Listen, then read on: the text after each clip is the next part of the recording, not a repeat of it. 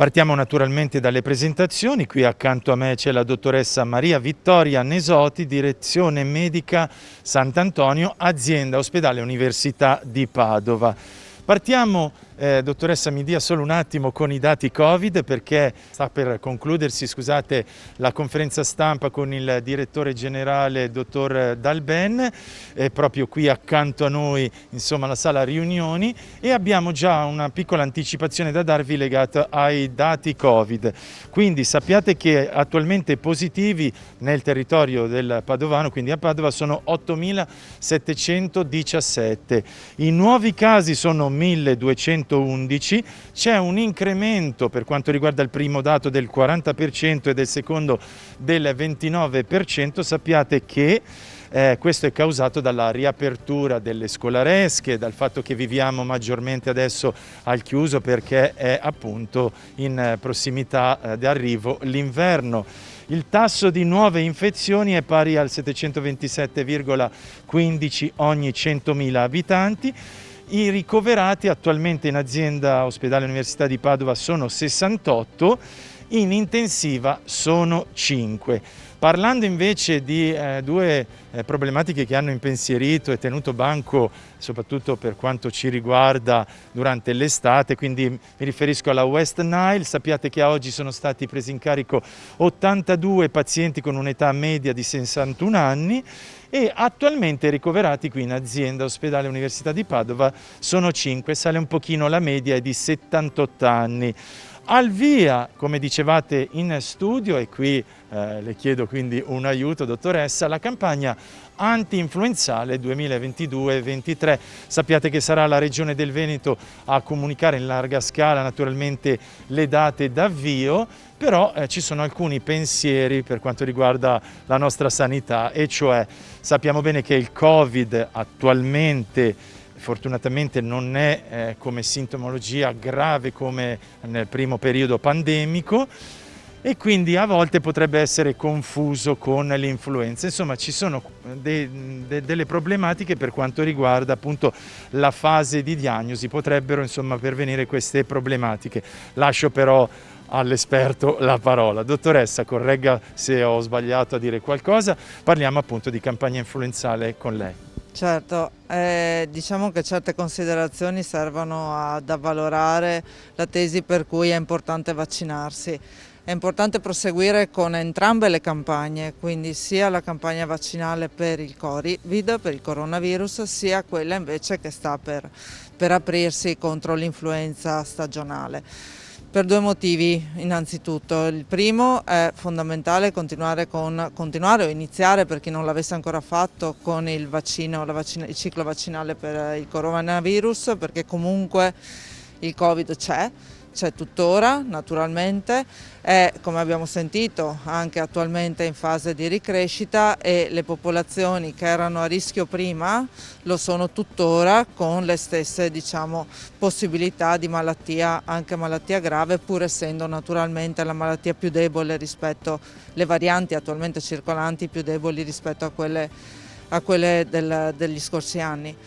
Per cui molto importante proseguire con la terza e quarta dose, quindi primo e secondo booster per chi non li avesse già fatti, o comunque concludere il ciclo vaccinale o iniziarlo per chi ancora non avesse preso questa importante decisione.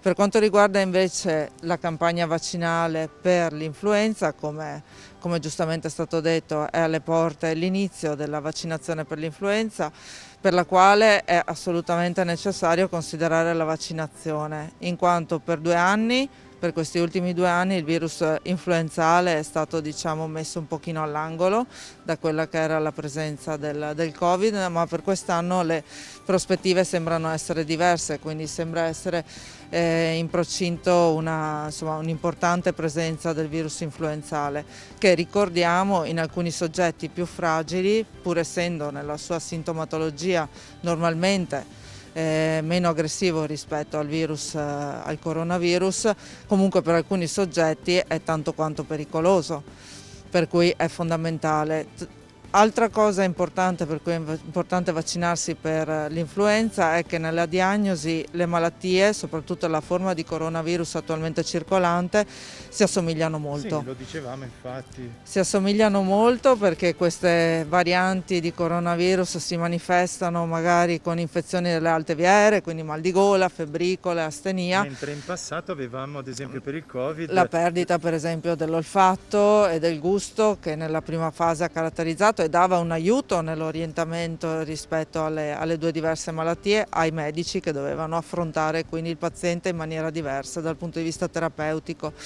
Per cui nella diagnosi differenziale sapere che una persona è vaccinata per influenza è importante perché aiuta già noi medici, i colleghi che appunto devono affrontare il quadro clinico, a distinguere di quale dei due virus potrebbe trattarsi, e ricordiamoci comunque che convivere con soggetti a rischio, essere vaccinati per il Covid è importante, ma per proteggerli allo stesso modo è importante vaccinarsi anche per l'influenza. come possiamo aiutarvi nel nostro piccolo? Verrebbe da profano comunque dire sì, ma io con il famoso tampone riesco già un po' a indirizzare il medico rispetto a un raffreddore se ho il Covid, sbaglio?